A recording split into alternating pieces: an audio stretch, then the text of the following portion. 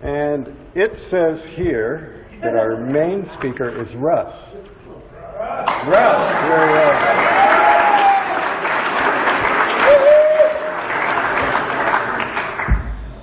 All right, hey everybody, I'm Russ, alcoholic. Man, Newport Richey alcoholics look good. I gotta say, wow. Kind of expected something different, but you guys look good. So I'm going to share my story with you guys. I appreciate you having me. Thank you, Chris and Ed, for asking me. Congratulations to all of you that are celebrating. To the new person, welcome. Welcome. You're the most important person in the room tonight, man. I don't know if anybody's told you that yet, but you are.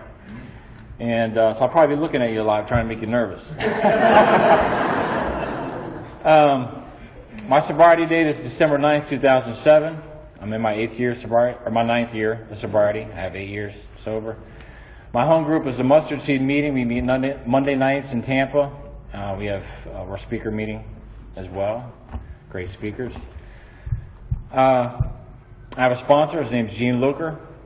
I've had one of 3 sponsors, Gene Luker, Wayne Ivey, and Ed Knockel. Actually 4, sorry, and Louis Irvin.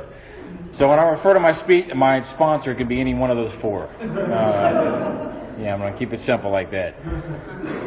I loved drinking before I picked up my first drink. I was completely infatuated with the idea. And I realized that looking back, my brother and I, playing cowboys growing up. While other kids are out in the yard, doing normal cowboy stuff, bows and arrows, and running around with pop guns and stuff, my brother and I, we played barroom, is what we did. and what I recall, maybe around 10 years old, my brother was a couple years younger than me. We'd set up a bar on the back porch, get a jug of apple juice, because it kind of looked like that stuff they drank on TV, get our parents shot glasses, and we played bar. And we played rob the bank too sometimes. Yeah, that became a problem later too, actually. So, I kind of wonder, where did I get this idea from? My alcoholism runs rampant in my family, but my parents really didn't drink much around us. My father drank at night after we went to bed. I'd see him drink 1 beer a day. And then I hear them out there causing a bunch of ruckus. We'd come out sometimes to see what's going on. They'd push us back to bed, but they were drinking. But we really didn't have a lot of influence on it. And I think it was the Westerns. It was TV, particularly. And I watched a lot of Westerns. I was really into it. My favorite scene in the Westerns, of course, it was the barroom scene. And it was just something about when that cowboy came in and he pushed open those squeaky doors. And he walked in, and it was dark, and there was nobody in there, just the bartender up there kind of cleaning shot glasses with a rag, squeak, squeak, squeak. And he walked up there, and he's tired, and he looks pissed off and a little bit angry, and he walks up and he says, "Give me a good one." And that bartender would slap that fake shot glass on the hardwood and slide it across. And he'd take that shot, and he'd give a I see a lot of heads going like this. We know that I came to love that Sandy Beach called it, referred to it as the 3-drink world. And so, that cowboy, you'd see him, he'd start to relax a little bit, he'd smile. He'd say, "Give me another one." He'd slide another shot glass full of that whiskey across, and he'd hit that thing, and he'd start to relax a little bit more, and he'd start to, smile a little bit. He'd take another shot, and all of a sudden other people are showing up in the bar, and it starts to light up a little bit. He'd take another shot, and somebody started playing the piano. He'd take another shot, the ladies start coming downstairs, and it's like every shot he took, it got better. And I swear, you guys don't, that happens. Or maybe that's just the way I perceived it, I don't know. But I think early on before taking my first drink, I associated something with the drinking where stuff just got better around you. And I was that guy. I was that guy as a kid. That same guy that he looked like when he walked in, nervous, scared, quiet. And so I wanted that. I wanted whatever that was. I had my first drink, I think I was 11, 12 years old. I was camping out in the backyard. An older kid convinced me to go in and get my parents' bottle of whiskey. There were a couple of girls with us. We lived out in the outskirts of Tampa, Lutz, which was a little bit more country back then. And so we sat there in this tent and we took a couple swigs in that bottle, and I'll tell you, I hit that 3-drink world in about 2 swigs at that age. And it happened for me. Just like that Western, it happened for me. My world changed. I felt good. I felt relaxed. And thank God, there's something in this world that makes me feel good. And, of course, there was something else. There were 2 magical things that happened for me that evening. I had my first drink, and I lost my virginity. So I discovered 2 things I'd chase for the rest of my life that would get me in all kind of trouble.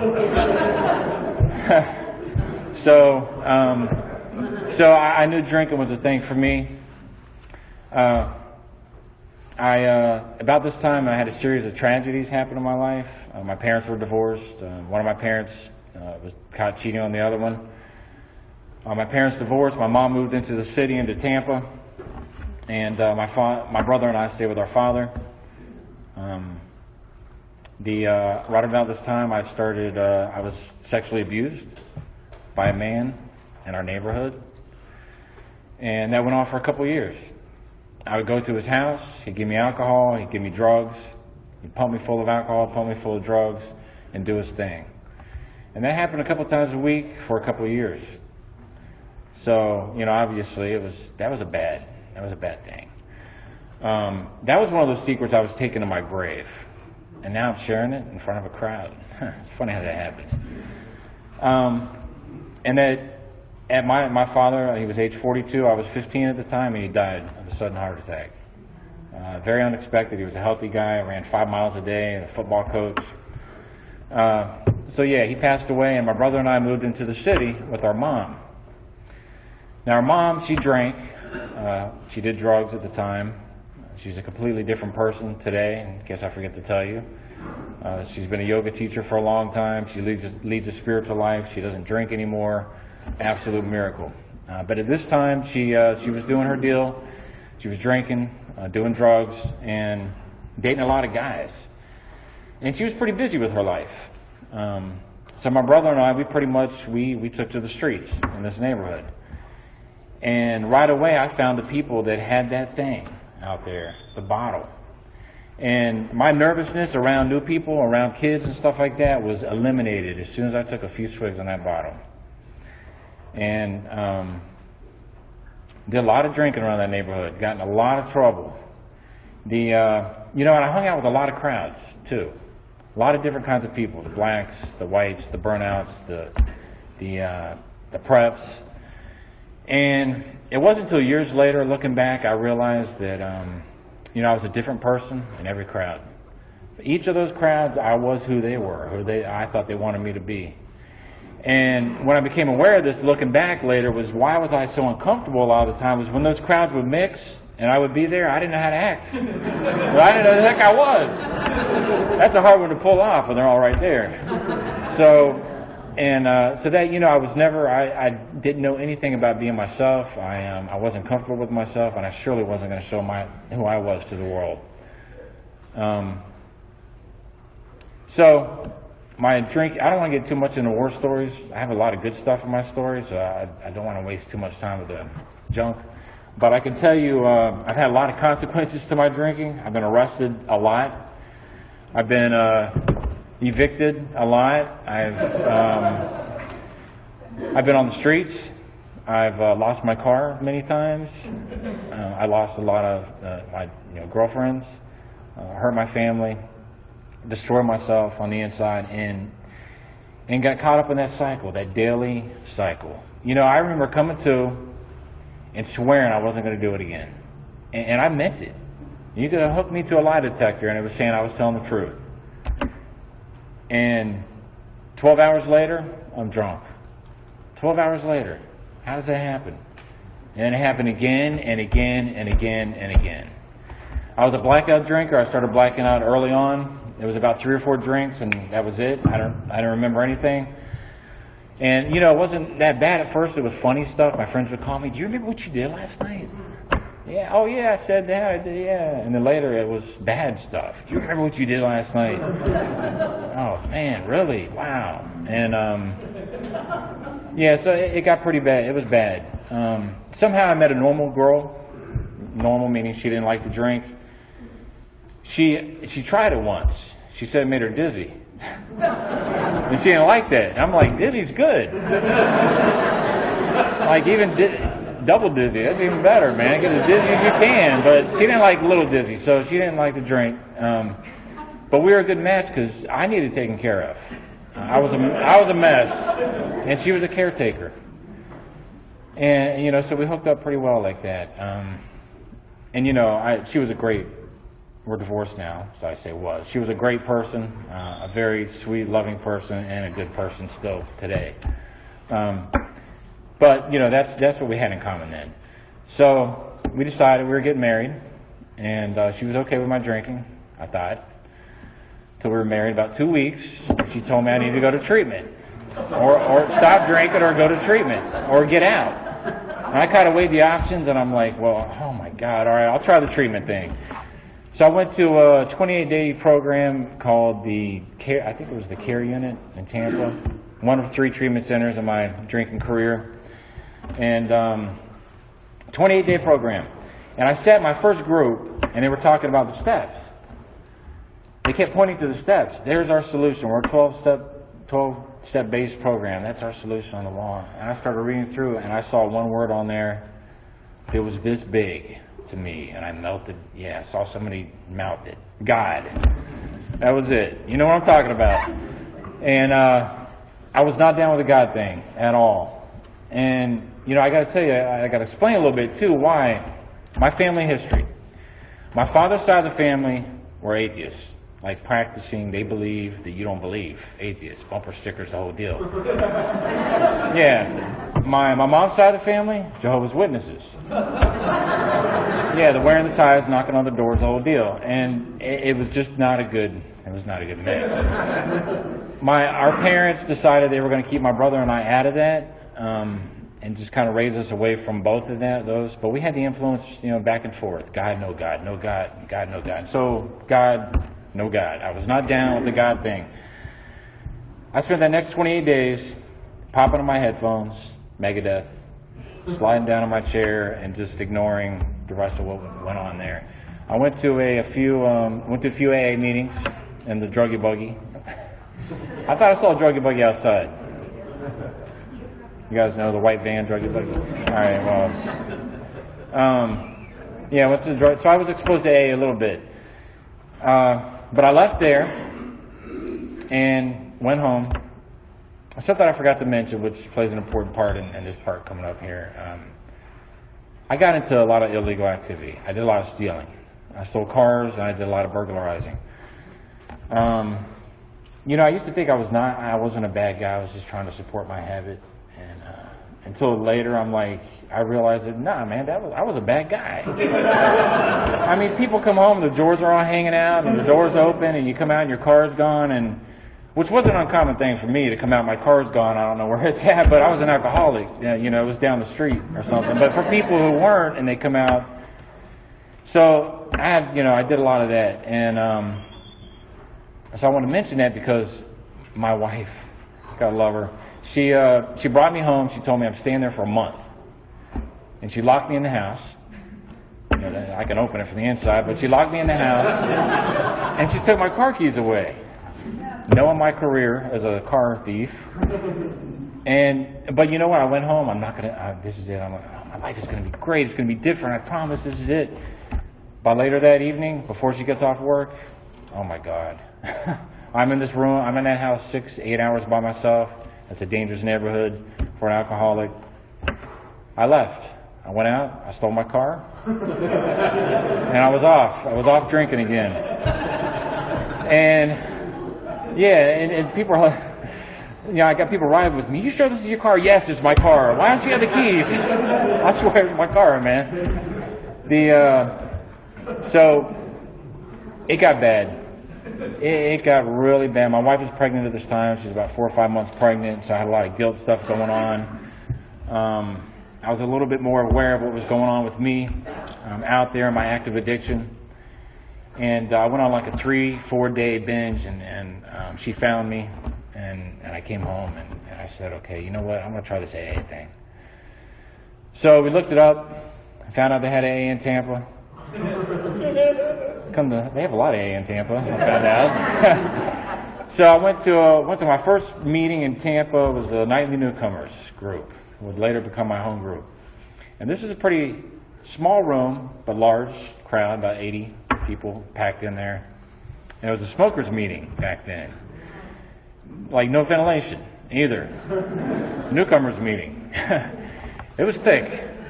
My sponsor would make an announcement every so often that please, oxygen is a requirement for sobriety. Can you please cut down your smoking? And you can actually kind of, if you walked in the meeting late, you could kind of judge the topic of the meeting by the thickness of the smoke a little bit. It was on step 4, 5, or 9, it was thick. If it was on gratitude or letting go or acceptance or something, you could smoke a little bit, or you could breathe a little bit. But in the beginning, I was one of those newcomers hotboxing in the corner over there, and so I felt at home. And I did feel at home there. It reminded me of the bar, the chatter, the loud chatter before and after. It was a younger crowd. I was a little bit younger then, and just the liveliness of it. I felt drawn to you guys and gals. Little did I know, you were the same people I hung out in the bars with. And but I learned that by sitting in meetings and hearing and starting to realize that I think these people are like me. I hear somebody else, I think they're like me, and they're sober. Now, those of you who had a lot of time, I don't believe it. Those of you who had like 2 weeks sober and you were like sweating, and I'm like, now that I believed, but I was impressed with 2 weeks. So I got a guy to be my sponsor, big intimidating guy. Asked him to be my sponsor. He always had good stuff to share, so I thought that would be cool and make me look good. I had the guy to say good stuff. Picked him, and he told me, okay, I want you to call me tonight. We need to talk. I said, all right. And that night I called him, and he says, I need to ask you something. He popped the question on me. He said, are you willing to go to any length for your sobriety? And I said, yes, I am. And he said, okay, are you willing right now to go outside and crawl on your hands and knees to my house for your sobriety? I'm like, what the hell? What in the heck did I get myself? I got to get a different sponsor. So, but I didn't want to, give him the wrong answer. So I thought about it, and I was ready to get out there and try, hoping he would stop me. And I told him, yes, I will. And he laughed. He laughed and laughed. He said, man, we don't crawl on our hands and knees in AA. We walk on our feet, but I'm glad you're willing. So meet me tomorrow night before the meeting. Okay, I'll be there. I show up the next night before the meeting. We meet in the meeting room next door. And he says, okay, we need to talk. All right. And he says, sit down. And he says, I need to tell you something. We have some rules. And I was like, well, wait a minute. I heard the meeting last night. We don't have rules in AA. And he just had this stone look to it. And he said, these are my rules. I definitely got the wrong guy here. The drill sergeant AA. But I was like, okay, what are they? I'll listen to them and switch up later. And he told me, he says, okay, this is what you're going to do and not do. If you come into a meeting late, you've lost your opportunity to share. You're going to sit down, you're going to be quiet, and you're just going to listen. He said that after a meeting, you're always going to go up and shake the hand of the chairperson, thank them for the meeting. After a speaker's meeting, you're going to go up and shake the hand of the speaker, thank them for speaking, and share some of your experience, which you related to their experience. He told me always sit up in a meeting, look at the person who's sharing, do not cross-talk, do not talk to the person next to you, and whatever you do not get up during the meeting. Go to the bathroom, get your coffee beforehand, do not get up during the meeting. And I'm just like, with a blank stare, okay. But I did it. And, he was teaching me a lot of stuff. He was teaching me stuff I needed to hear. To respect the people next to me. He was teaching me to sit still. He was teaching me to pay attention. He was teaching me to relate with the speaker. And I'm still learning today a lot of the stuff that he was teaching me in just those simple suggestions or rules of his. So I got to tell you something funny. Later that night at the meeting, it was before the meeting, I'm sitting there. He's sitting next to me. The coffee bar's over here. And this girl got up. And she walked to get coffee. And I looked at her. And I looked over at him, and I looked back at her, and before I could turn to him, in my ear, he says, "I'm not sponsoring her." I'm like, he did that to me a lot, actually. He told me that, and I'm not sponsoring. You pay attention to your program. You pay attention to the program. You don't worry about their program. He reminded me of that a lot. And, by the way, if anybody has to pee or wants to get coffee, I won't judge you. I promise. He's not sponsoring you. He's sponsoring me. But he turned out to be a great sponsor. He took me through the steps. I got hung up on a couple of steps. 2 and 3, and 4 and 5. More than a couple. I learned to count, I guess. And 2 and 3 really was the God thing. And I remember telling him, I have a problem with the God thing. And he says, "No, you don't." And I'm like, I don't think he understands. "No, I have a problem with God." And, "No, you don't." And I remember Sandy B's talking about, when they talk about God, he's like, "They can't fool me. I know." Or they talk about higher power. They can't fool me. I know who they're talking about. And that's how I felt. I'm like, I know who he's talking about. And he told me, "No, man, look, here's what I want you to do." And he told me in part to read in the book, and it was chapter We Agnostics. And the part was, do not let any prejudice you have against certain spiritual terms deter you from asking yourself what they mean to you. And I had to ask him later, "Can you translate that for me?" And he had to translate a lot for me. And what he explained was that I was getting hung up on the Word. That I had all this past experience and my own ideas and what I was told of what that Word or what God means. And that if I would drop all that meaning and kind of give this thing that the Word is pointing to a chance, that maybe it will reveal something to me, something I can grab onto, something I can accept. And he talked a little about the God as you understand Him and the higher power thing.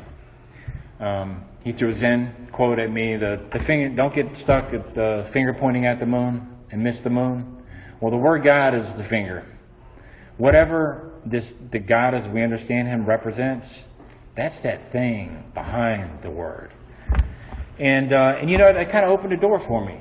I became willing to become willing to believe. And I became willing to believe, and I began to believe.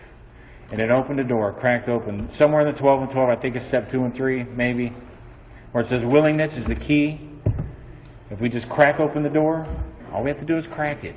And then it kind of opens itself. It seems to open the rest of the way itself. The chapter We Agnostics, the last sentence in We Agnostics says, "As we drew near to Him, He disclosed Himself to us." I didn't have to figure the whole God thing out to accept it or to begin believing. I just had to kind of take a step in that direction. And something started to reveal itself to me. So, I wish I could see that clock, because I have no idea where I'm at. Somebody want to shout out at me? You got at least 15 minutes. Okay, because I got a long way to go. I better speed it up a little bit. So, so step 3 is started, and I started to have an awakening, a realization of a higher power, and because of the scales of pride and prejudice fell from my eyes, as Bill W. puts it, or the icy intellectual mountain from which behind I shivered melted, and I stood in the sunlight at last, as Bill puts it in his story. And I had problems with step 4 and 5. One particular thing, the sexual abuse, was a problem. Where I was finding the part I played in all this stuff. I was told that I was done being the victim. Can't be the victim anymore. Though I didn't have a problem being a victim of sexual abuse, because I already had shame and guilt. It was killing me. And part of therapy for that is to understand that you are a victim. Now, I've never been to therapy for it, and I would recommend to people to try it. But for me, Alcoholics Anonymous and a spiritual way of life has done well for me with that. A lot of healing has happened.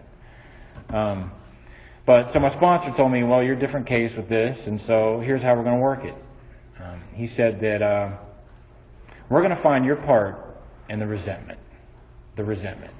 And he gave me a story. He says, if you're walking down the street and somebody you don't know comes and they slap you upside the head, you have a right to be pissed.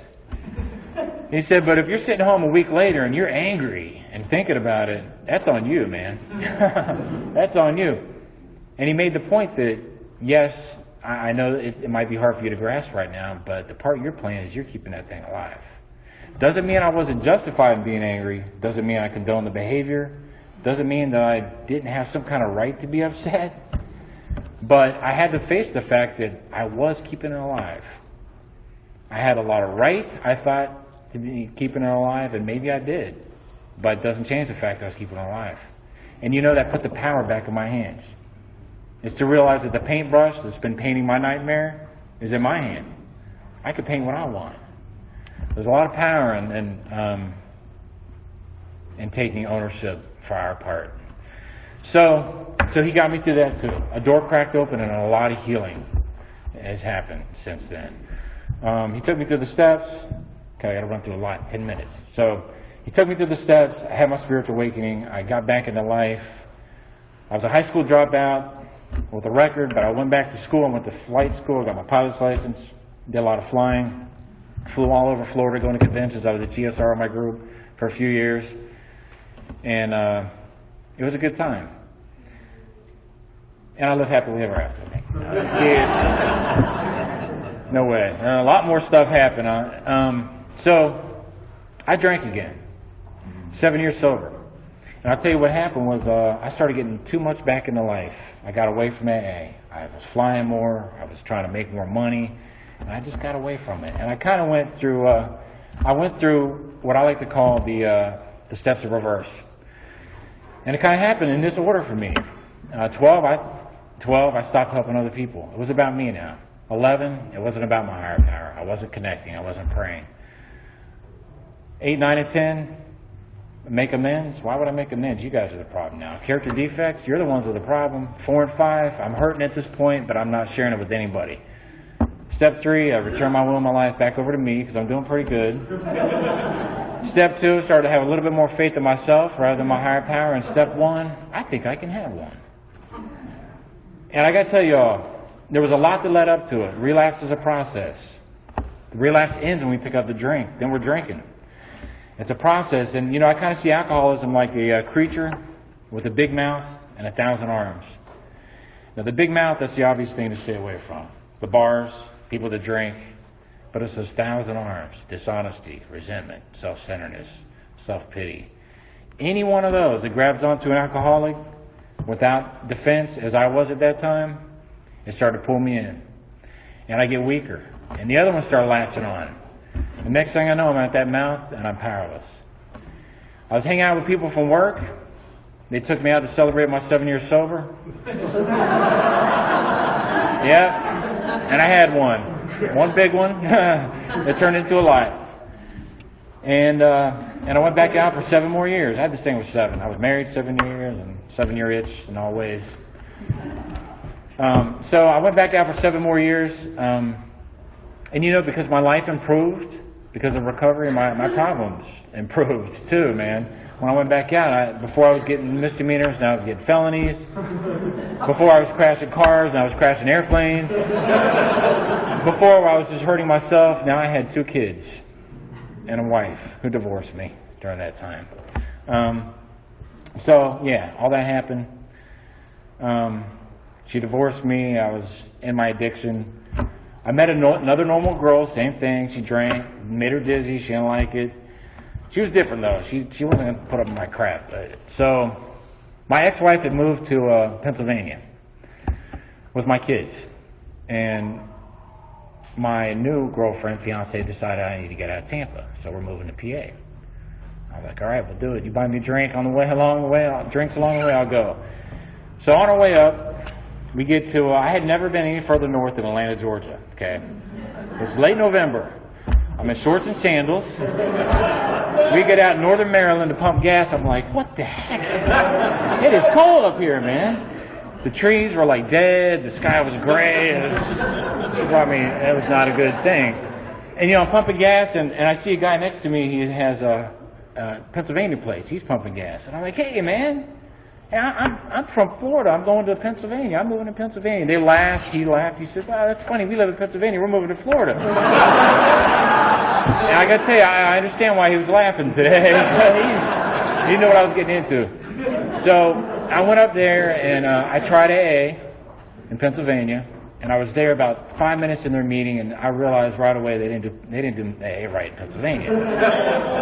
I don't know how they do it in Illinois, but PA, they didn't do it right. So the coffee sucked. I don't like what they read. I don't like the way they dressed. They were passing around deer jerky and suspenders and all. It was just foreign to me.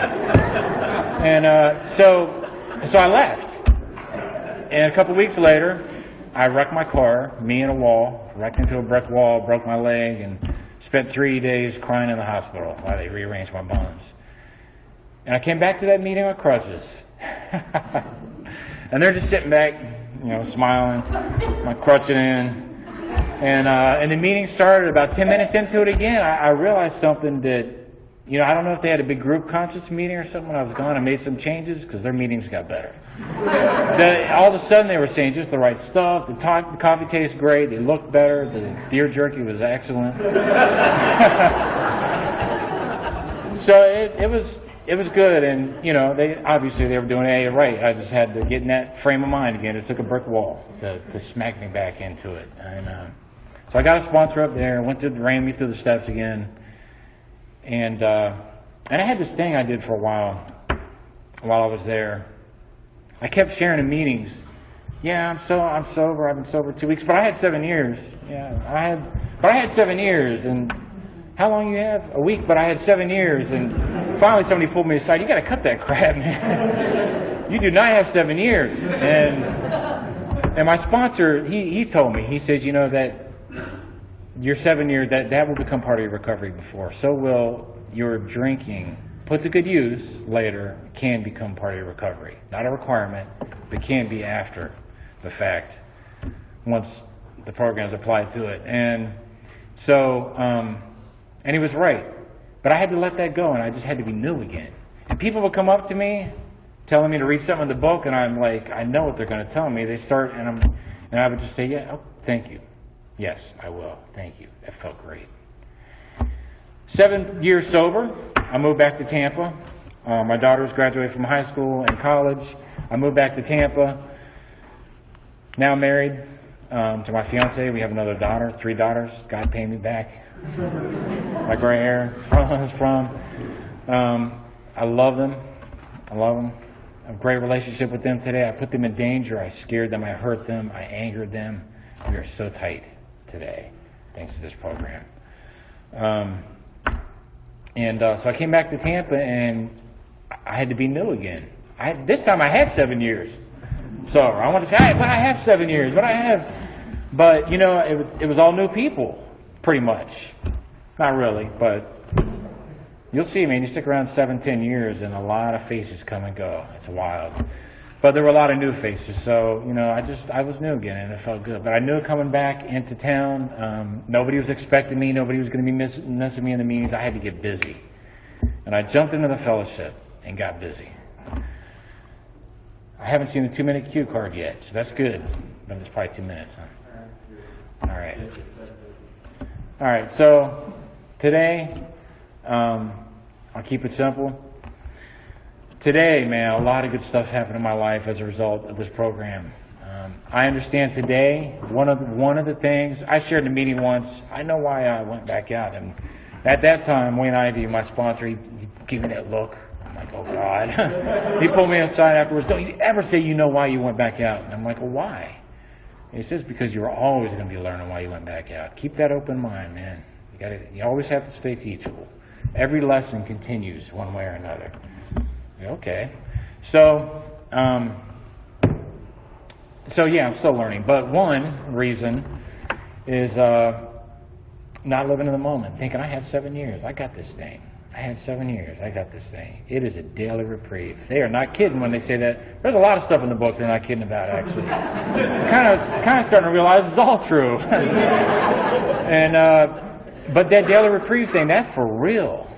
That is for real, because I could be just as insane as brand new by evening if I don't take care of myself starting first thing in the morning. There's a momentum that builds in the morning. And either I'm going this way or I'm going that way. And you ever see a car sitting on a hill? Or if you see it, you probably haven't seen this, but if you see a car sitting on a hill, imagine, and it starts to roll, it builds momentum. And if you want to stop it, you don't want to try to catch that baby at the bottom. You want to grab it while it's at the top. So in the morning time, morning meditation and prayer is key for me today, because if I start going down the wrong track, it's hard to switch gears for me. It's possible, but it's hard. So 10, 11, and 12 for me the daily reprieve that I was talking about consists of 10, 11, and 12. 1 through 9, we learn the process. 10, 11, and 12 is like 1 through 9 in a nutshell, laid out in a format to use on a daily basis. And to me, I kind of see it as a spiritual circulatory system. Where step 10 is what keeps the veins and the arteries of this thing open, keeps it open and clear. Step 11 is the lifeblood of this thing. We draw in what we need. And step 12 is where we give back. Is where we go back out. We give it away. We give it away. And through this process, we keep spirituality circulating in our lives. Through 10, we keep it open. 11, we draw it in. And 12, we give it out. So I really think 10, 11, and 12 are spiritual in nature. And they work that way because when I don't do it, I get clogged up and I don't feel good. When I do it, I feel great. And I don't do it a lot, and I do it a lot. So I'm still learning that lesson. But I don't do it more often. Does that make sense? That's a tongue twister. Don't do. So, spiritual circulatory system, 10, 11, and 12. And since I haven't seen the card yet, the key thing, the one last thing I'll share is 3 neighborhoods I visit. I think most of us visit on a daily basis, and you guys probably heard it and know. It's the future, the present, and the past. And I find I get in trouble in 2 of those. The future, I get in trouble. The past, when I'm there mentally, I get in trouble too. So what I've done is I assigned a bodyguard to each one, like a watch out, right? And for the future, my bodyguard is faith. For the past, it's gratitude. For the present, where we should be, is appreciation. And it kind of works like this. When I find I need to go and think ahead, I find it best. I don't always do it, but I find it best if I take faith with me and walk through faith, that I'm okay there. When I look back, if I could focus more on how things turned out good for the better rather than how things turned out wrong through gratitude, I'm okay there. And the more I focus on the gratitude and how things worked out, it strengthens faith. And appreciation, it's just being present and looking around and counting our blessings in the moment. Air to breathe, a heart beating, legs to stand on, sober, a fellowship around us. And my last thing for my 30 seconds, I want to share something with you guys. It's very beneficial for me. I used it last week. My wife pissed me off. I had to go take a walk around the neighborhood. It's called the appreciation walk. Anybody ever been to Harrisburg, Pennsylvania? It's ugly as hell. No, it's a beautiful city, but during the winter, 20 degrees, all gray, trees dying, snow on the ground, sludge and all that. This particular day, it wasn't real pretty, and I was having a bad day at work, and so I left. I walked out of work, and I'm walking down the sidewalk, and I thought, I'm going to try this appreciation walk thing. And I kind of go something like this. You walk, you do a 10-minute walk, and everything you can think that you're thankful for, in that moment, you say thank you. Thank you for the sidewalk I'm walking on. Thank you for my feet. Thank you for that bone that's holding me up. Thank you for that breath. Thank you for that heartbeat. Thank you for that tree. Thank you that I heard that sound. You go through the whole thing for 10 minutes, you're feeling good. And I tell you, I walk back into work later with a big grin. I just know that the people that didn't know I was in recovery are pretty sure I went outside and smoked a joint. Because I was pissed walking out, I came back in like this. And gratitude, appreciation, it's so important for me today. It keeps the fire alive, And if the fire goes out, I'll die as an alcoholic, and I'll pick up that drink for a solution. So thanks for having me.